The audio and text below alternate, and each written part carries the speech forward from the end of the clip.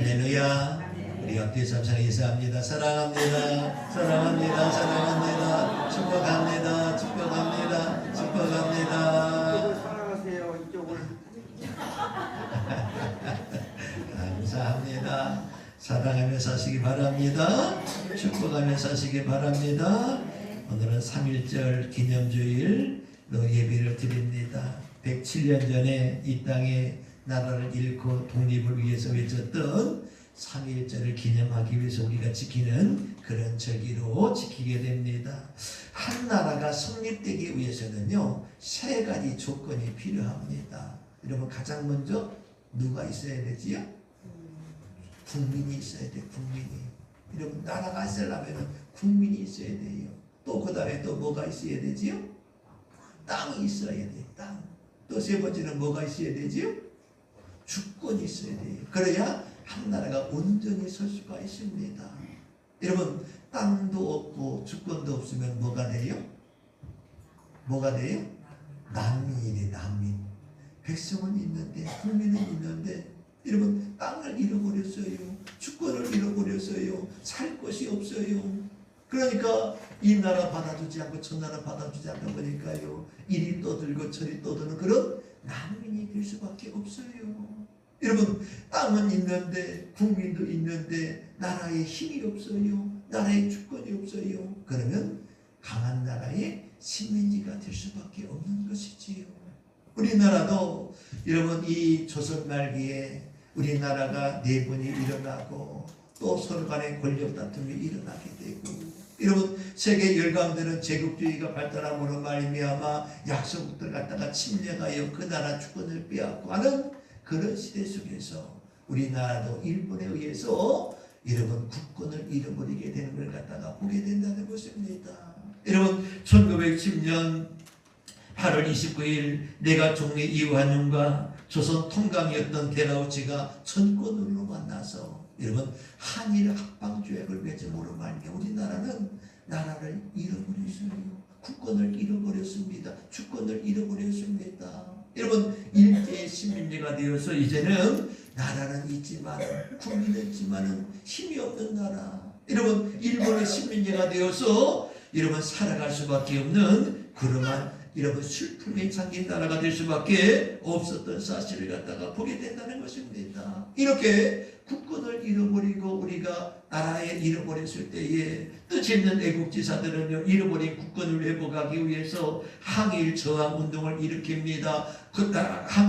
구국운동을 펼칩니다. 그럴수록 일본은 무자비하게 탄압하며 강제를 수탈하며 고통을 더욱더 심해지게 할 때에 여러분, 세계적으로는요, 국제적으로는 세계 1차 전쟁이 끝나고 난 이후에 전후 문제를 갖다가 사후 처리를 갖다가 하기 위해서 파리에서 여러분 세계 강화 조약이 열리게 되는 걸 갖다가 보게 됩니다. 그때에 미국의 대통령이었던 윌슨 대통령이 여러분 이 16가지의 그런 사후 처리에 대한 그런 강화 조약을 맺으면서 가장 중요하게 여겼던 게 뭐냐면 민족 자결주의 원칙이라는 것입니다. 민족 자결주의 원칙. 민족 자결주의는 뭐냐면 그 나라의 주권은 다른 나라에 의해서 강제로 뺏는 것이 아니라 그 나라 스스로가 지키고 그 나라 스스로가 그것을 갖다가 자유를 누리게 하는 것이 바로 민족 자결주의의 가장 여러분 하나의 정의였습니다.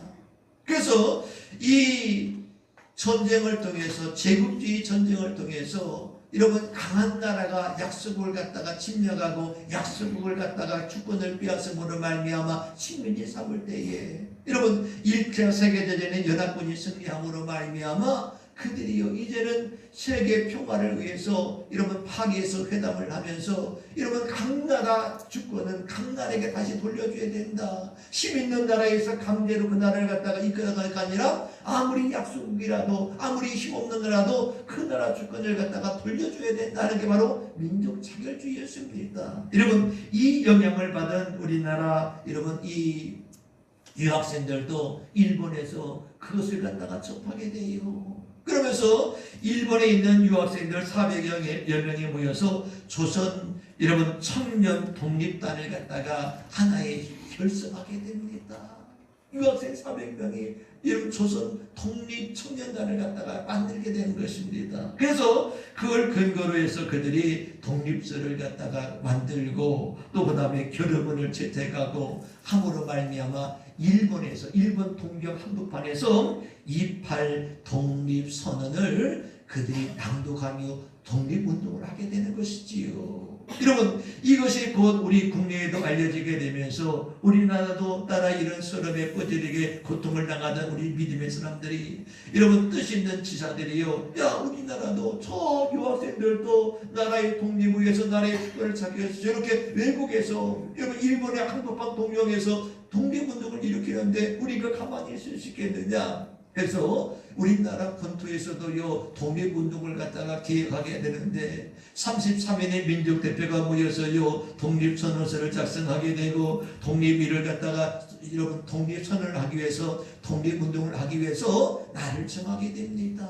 그날이 원래는 3월 3일이었어요. 3월 3일날 3월 3일날 여러분 우리가 모두가 모여서 우리가 독립운동을 하자. 일본에 맞서 저항하면서 우리가 독립운동을 하자. 우리나라 주권을 다시 회복하자면서 3월 3일 날을 갖다가 거사일로 정하고 독립운동을 갖다가 계획하고 있었습니다. 그런데 여러분 1월 22일 날 갑자기 고종 황제가 서거하면서요 장례일이 3월 3일로 잡힌 거예요. 국장일이. 이 나라 고종 황제가 서거함으로 말미암아 장례일이 3월 3일 날로 잡힌 것입니다. 공기록에도. 그러니까 여러분 이 일부 대표단들이 이렇게 모여서 회의합니다. 야 국장일 치른 날에 우리가 이 독립운동을 한 것은 불경스럽다. 그러니 그날은 피해서 하자. 그럼 하루를 땡겨서 3월 2일 날 하자. 이렇게 되면 3월 2일 날은 주일이었어요. 주일. 그러니까 여러분 33인의 민족대표 중에 16명이 기독교인들이었고 목사님들이었습니다. 장로님들이었습니다. 그러다 보니까 야 3월 2일은 우리가 하나님 앞에 예배드리는 주일이다. 그러니까 그날을 피해서 하자. 그래서 하루를 더 땡겨서 토요일인 3월 1일 날 파고다 공원에 모여서요. 여러분 대한독립 만세를 외치며 3.1절 독립운동을 했던 것을 갖다가 보게 되지요. 여러분 이 파고다 공원을 중심으로 대한독립 만세 운동이 여러분 일어나게 되고요. 여러분 60일 동안 6개월 동안요 전국으로 그 소문이 퍼져나가면서요 여러분 수원으로 또 화성으로 천안으로 파태구로 여러분 전국적으로 퍼져나가면서 6개월 동안 독립운동이 240개 지역에서요 대한독립 만세 운동 독립운동이 일어나게 되는 걸 갖다가 보게 된다는 것입니다. 이렇게 일제에게 빼앗긴 나라의 주권을 찾기 위해서 전국적으로 모든 국민들이 일어나서 여러분 주권을 회복하기 위해서 국권을 회복하기 위해서 대한독립 만세운동을 일으키게 됩니다. 여러분 그럴수록 일본은 무자비하게 총칼 앞에 그들은요 휘두르면서 군중을 향해서 총을 쐈습니다. 칼을 휘두르습니다. 많은 사람들의 목숨을 잃고 많은 사람이 감옥에 끌려가서 고문을 당하고 고초를 당할 수밖에 없었다는 것이지요. 여러분 그 중에 대표적인 사람이 우리가 잘 아는 유관순 열사입니다. 유관순 열사. 여러분 유관순 열사는 18세의 나이에 여러분 그는요 선교사를 통해서 이 이화학당 오늘날 이화여자대학교지요. 그 대학에 유학생으로 유학을 가서 공부하다가 학교 폐쇄령을 내림으로 말미암아 고향에 천안에 고향에 내려와서 여러분 매봉교회를 섬기면서 독립운동을 주도했던 사람이 바로 유관순 열사지요. 여러분 여자의 몸으로 비록 18살 나이밖에 되지 않았지만 그런 민족의 독립을 위해서요 천안 독립운동의 그런 선동장이 되어서 독립운동을 외치다가 그는요 일본의 순사들에게 잡혀서 옥고를 치르게 되고 마지막에 그는요 감옥에서 서대문 형무소에서 마지막 생을 마감하게 된 걸 갖다가 보게 된다는 것입니다. 그런 독립을 보지 못하고 여러분 이 세상을 떠나면서 얼마나 슬프고 괴로운지 그는요 이런 유언을 남기고 여러분 그는 순국했다고 합니다. 여러분 올려주세요 권사님.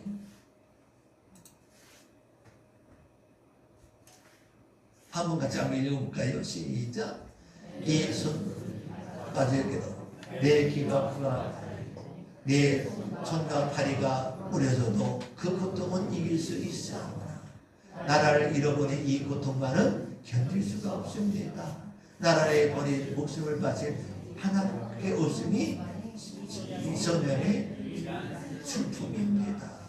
이러면 뭐라고요? 손톱이 빠져나가고 귀가 잘리고 코가 잘리고 손과 다리가 부러져도 이런 고통은 이길 수 있지만은 여러분 나라 잃은 그 고통만은 견딜 수가 없습니다. 나라에 바칠 목숨이 오직 하나밖에 없는 것이 이 소녀의 유일한 슬픔입니다. 하면서 그는요 마지막 유서에 이 서대문 형무에서 유서를 남기고서 마지막 생을 마감했다고 합니다. 여러분 이렇게 민족을 사랑했던 사람들, 여러분 애국지사들은요 구국을 위해서 눈물 흘리며 기도하며 눈물 흘리며 애국운동했던 것을 갖다가 우리는 보게 된다는 것이지요. 여러분 이 수많은 이 기독교인들이 그 중에 대다수를 차지합니다. 우리 감리교회도요 여러분 많은 이 교회들이 피해를 입었어요. 매번 감리교회나 이 수원에 가면 지압리 감리교회나 이런 교회들이요 불타기도 하고요 부서지기도 하고요 많은 사람의 목숨을 잃기도 하고 하면서 여러분 그들은 나라의 독립을 위해서 여러분 나라를 구국하기 위해서 그들은 눈물 흘리며 기도했던 그런 수많은 사람들의 그런 여러분 애국 애족 정신을 우리는 기릴 수 있는 그런 성도가 되어야 될 줄 믿으시기를 주 이름으로 간절히 축원합니다. 성경에도 보면 여러분 성경에도 보면은 이 나라를 사랑하는 마음, 민족을 사랑하는 마음을 가지고 눈물 흘리는 사람들이 성경에 많이 등장합니다. 특별히 오늘 성경 말씀은요 예수님께서 마지막 유월절을 지키기 위해서 예루살렘 성으로 들어갔을 때에 그 예루살렘 성을 보시며 눈물 흘리시며 우시는 그런 내용이 바로 오늘 성경 말씀이지요. 예수님도요 이 이스라엘 나라를 사랑하고 이스라엘 민족을 사랑해서 그 장래가 어떻게 될지를 알았기 때문에 이스라엘은 어떻게 멸망할 줄 알았기 때문에 눈물 흘리며 여러분 그 고통을 갖다가 우시는 그런 모습을 갖다가 보게 되는 것이지요. 41절에 보니까 가까이 오사 성을 보시고 우시며 성을 보시고 우시며 이르시되 너도 오늘 평화에 관한 일을 알았더라면 좋을 뻔하였거니와 내가 오늘날 평화에 대해서 알았으면 좋았을 텐데 지금 내 눈에 숨겨졌도다.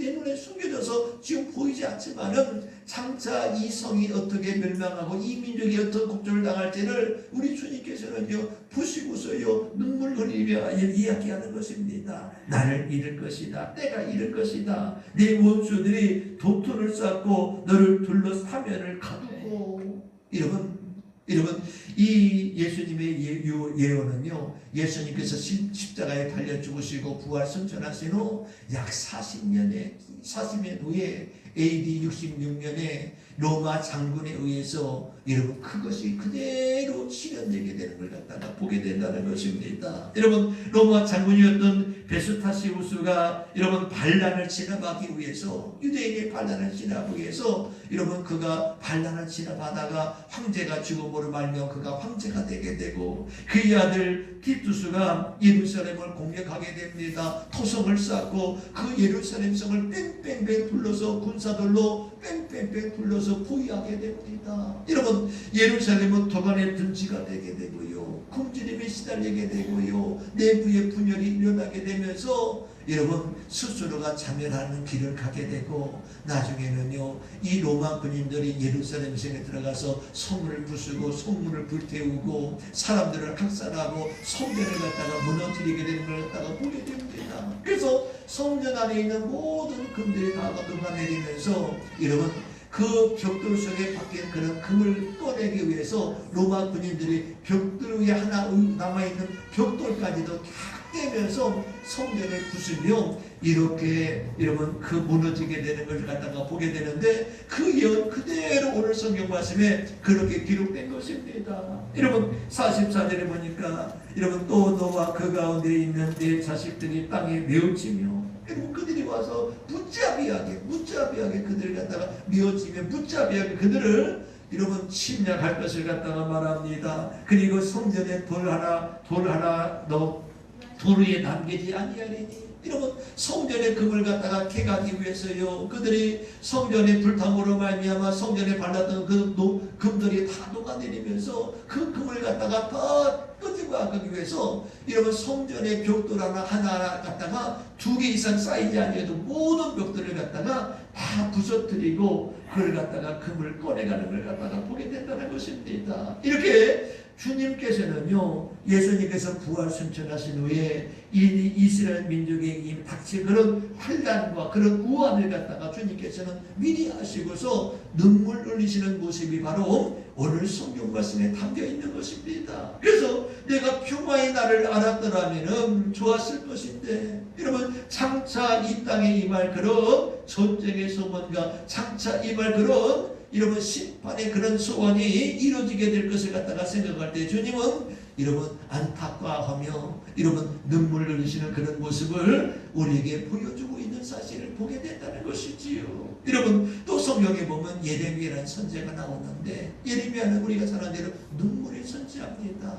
여러분 이스라엘 나라가 바벨론에 의해서 세 차례 공격을 받고 멸망하게 되는데, 여러분 멸망할 때에 활동했던 선지자입니다. 하나님은요 이 예레미야 선지자를 성전 문 앞으로 보내서요 성전에 예배하는 사람들에게 하나님 말씀을 선포합니다. 내가 길과 내가 행위를 바르게 하여 하나님께로 돌아와라. 우상을 섬기는 것을 갖다가 버리고 죄악을 행하는 악한 행위를 갖다가 버리고 너희가 길과 행위를 바르게 함으로 하나님께 돌아와야만 살 길이 열린다 하고 하나님께서 여러분 전해주는 말씀을 그들이 성전에 예배하는 사람들에게 선포하게 합니다.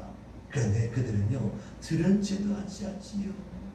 여러분 오히려 여러분 예레미야 선지자를 갖다가 핍박합니다. 다시는 여호와 이름으로 너희는 예언하지 말라. 다시는 여호와 이름으로 예언하지 말라. 내가 너를 죽일 수도 있다면서요 살인을 위협합니다. 그를 갖다가 감옥에 집어넣습니다. 매질을 합니다. 그러면서 다시는 여호와 이름으로 예언하지 말라면서 여러분 그를 갖다가 핍박하게 되는 것 갖다가 보게 되지요. 그럼에도 불구하고 하나님께서는요 그를 갖다가 이스라엘 민족에게 보내서 계속해서 그들이 죄악에서 떠나서 하나님께 돌아오기를 간절히 바라는 마음으로 그를 갖다가 보내서 말씀을 선포하게 합니다. 너는 이스라엘 백성이 듣든지 아니든지 너는 가서 그들에게 하나님 말씀을 갖다가 선포하라고 말씀합니다. 여러분 그럼에도 불구하고 이스라엘 백성은 들으려 하지 않습니다. 그래서 하나님은 심판을 작정하시고 여러분 그들을 심판하겠다고 말합니다. 이방이 거대한 민족을 들어서 그들을 갖다가 심판하겠다고 말씀합니다. 이 말씀을 듣고서 그는 너무 괴로워서 슬퍼서 하나님 슬픕니다. 그래도 이 민족이 아무리 죄를 범했다 하더라도 아무리 이 민족이 잘못했더라도 하나님이 선택한 선민이 아닙니까? 이 민족을 용서해 주시고 이 민족을 하나님께서 용서해 주시고 하나님 받아주세요 하면서 하나님께 기도하지만 하나님의 응답은 뭐라고 말합니까? 너는 이 백성을 위해서 이 민족을 위해서 너는 더 이상 기도하지 말라. 내가 기도해도 내가 들어주지 않을 것이다 하면서 하나님은 예레미야가 아무리 이 백성을 위해서 기도한다고 하더라도 이 백성을 부르짖는다 하더라도 간구한다도 우리 하나님은 들어주지 않을 것이라 말씀합니다. 여러분 그래서 이 예레미야는요 이 하나님의 말씀에 그의 마음에 사무칩니다. 불같이 임합니다. 이스라엘 백성에게 선포하더라도 그들은 깨닫지 못하고 그 말씀을 갖다가 들으려 하지 않습니다. 그러니까 마음이 너무 괴로워서 그는 이렇게 고백합니다. 슬프다 나의 근심이요. 어떻게 위로를 받을 수 있을까? 내 마음이 병들었도다. 슬프다. 여러분 이스라엘 백성 하나님의 말씀을 주시고 장래의 일을 갖다가 알려주고로 말미암아 이스라엘 백성에게 선포하지만 그들은 들으려고 하지 않습니다. 여러분 하나님은 심판한다고 말씀합니다. 하나님께 기도할 때 하나님은 너는 더 이상 기도하지 말라 말합니다.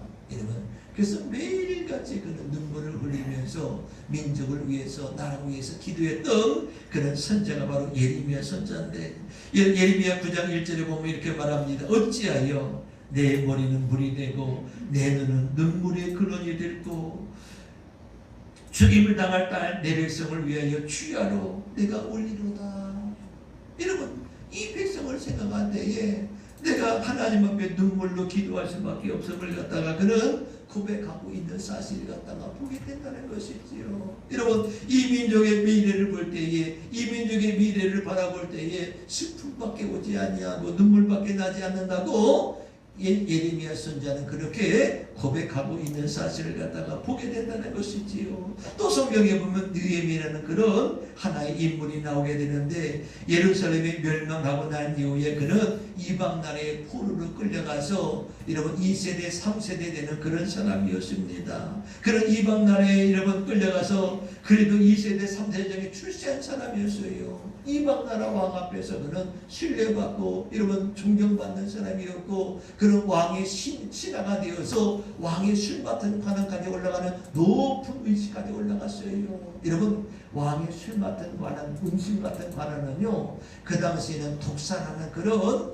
하나의 그런 반역자들이 많았어요. 사람을 죽이기 위해서 왕을 죽이고 왕권을 찬탈하기 위해서요, 어떻게 되면 음식에다 돌로 물어 말미암아 사람을 죽이는 것이요, 왕을 죽이고 반역을 일으키는 것이지요. 그래서 왕이 먹는 음식이나 왕이 마시는 술을 갖다가 가장 잘 관리할 수 있는 사람은 최고로 믿을 수 있는 사람을 갖다가 거기 세우는 것입니다. 그런데 이 느헤미야는요, 이방 민족이 있음에도 불구하고, 이방 사람에도 불구하고 이방 나라에서 성공하고 출세해서 여러분 왕의 신하가 되고 왕에게 가장 신뢰받는 그런 신하가 되어서 술 맡은 관원이 되었습니다. 여러분, 그러면은 내가 출세하고 나만 잘 먹고 나만 잘 살면 될 것인데, 이 예레미야는요, 어느 날 이러면 자기 형제들이 예루살렘에 갔다가 다시 돌아오게 되는데, 그 형제들이 물어봅니다. 지금 예루살렘 형편이 어떠냐? 우리 동포들이 어떻게 살고 있느냐? 우리 고국 땅이 지금 어떤 상태에 있느냐? 이렇게 물어봤더니 그들의 형편이 많이 아닙니다. 너무나 힘들고 능력을 당했습니다. 성벽은 무너진 대로 그대로 놓여있고, 성문은 불탄 대로 그대로 놓여있고, 그들의 삶이란 이름 말할 수 없는 그런 아주 어렵고 힘든 가운데 있습니다 하고, 여러분 이 형편을 갖다가 예루살렘의 형편과 유대의 형편을 갖다가 이야기해주고 있는 사실을 갖다가 보게 된다는 거예요. 여러분, 이스라엘 나라가 멸망하고 난 이후에 지금 140년이라는 세월이 지났어요. 그럼에도 불구하고 여러분, 지금 고국 땅에는요, 예루살렘 땅에는요, 백성들의 삶이 형편이 없이요, 아주 빈약하고 어려운 처지에 놓여있고 굶주림에 시달리고 있고, 여러분 성벽은 무너진 대로 그대로 140년이 지났는데 불구하고 수리될 수 있는 그런 상황도 아니고, 성문은 불탄 대로 그대로 여러분 폐허되시 방치되어 있다는 것이지요. 여러분, 그 이야기를 들었을 때에 이 예레미야는 너무나 가슴이 아팠습니다. 여러분, 나는 이 먼 이국 땅에서 성공하고 출세해서 잘 먹고 잘 살지만은 내 고향 땅에 살고 있는, 내 고국 땅에 살고 있는 내 민족을 볼 때에, 내 나라를 볼 때에 너무나 형편없이 그런 망가진 그런 모습을 볼 때에 너무나 슬펐다는 것이지요. 그래서 느헤미야 1장 4절에 보면 이렇게 말합니다. 내가 이 말을 듣고 앉아서 울고, 내가 이 말을 듣고 이 형제들에게 전해주는 소식을 듣고 앉아서 울고 수일 동안 슬퍼하며 하늘의 하나님께 금식하며 기도하며, 여러분 수일 동안 앉아서 슬퍼하면서요, 음식도 전폐하고 하나님께 기도하며 슬퍼서 하나님께 기도했다고 말씀하고 있는 사실을 갖다가 보게 된다는 것입니다. 이렇게 여러분, 성경에도요, 민족을 사랑하고 나라를 사랑하는 사람들이 있었습니다. 우리 예수님도 이 땅에 유대인의 모습을 오셔서 유대를 사랑하고 그 민족을 사랑하셔서 그 장례를 볼 때에, 멸망의 모습을 볼 때에 우리 하나님도 예수님도 눈물을 흘리시며 우셨던 사실을 갖다가 보게 된다는 것입니다. 여러분, 이 애국애족이라는 것은 무엇입니까? 나라를 사랑하는 마음을 가지고 이 민족이 잘되기를 위해서 기도하는 게 바로 애국애족의 정신을 믿으시기를 주의 이름으로 간절히 축원합니다. 여러분, 대한민국이 잘되기 위해서 기도하십시오. 세계 모든 민족의 뛰어난 민족이 되기 위해서 기도하십시오. 다시는 이 나라가 이방 나라의 포로가 되지 아니하고 자유 대한민국이 될 수 있도록 기도하는 사람이 애국자인 줄 믿는 주의 성도 되기를 주의 이름으로 간절히 축원합니다. 이 나라가 이렇게 오늘까지 이렇게 성장하고 부흥할 수 있었던 이유는 무엇일까? 기도하는 민족이기 때문에 가능한 줄 믿으시길 주의 이름으로 간절히 축원합니다. 이 나라는요 기독교의 부흥과 함께 이 나라가 부흥했습니다. 1885년 선교사들이 이 땅에 6명의 5명의 선교사에 들어와서 복음을 전하기 시작하면서 복음의 문이 열리게 되면서 기도하는 백성이 되고 기도하는 민족이 되고, 여러분 기도할 때에 이 나라가 여러분 잘되는 복을 받아서 오늘날 한국을 이루게 된 줄 믿으시기를 주 이름으로 간절히 축원합니다. 앞으로 세계 속에 더 위대한 민족이 되기 위해서, 세계 속에 더 훌륭한 민족이 되기 위해서 우리 예수 믿는 사람들은 기도함으로 말미암아 애국에 들어갈 수 있는 그런 성도가 되기를 주 이름으로 간절히 부탁을 드립니다. 기도하겠습니다.